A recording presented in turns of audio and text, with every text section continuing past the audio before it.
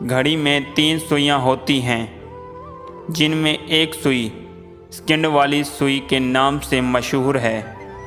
یہ سکنڈ والی سوئی اپنا وجود تو رکھتی ہے، پر اس کا ذکر نہیں کیا جاتا۔ سب یہی کہتے ہیں 10:15 ہو گئے ہیں۔ کبھی کسی نے یوں کیوں نہیں کہا 10:15 ہوئے ہیں، جبکہ یہ سکنڈ والی سوئی دونوں سے زیادہ محنت اور مشقت کرتی ہے، اور ان دونوں کو بھی آگے بڑھنے میں مدد کرتی ہے۔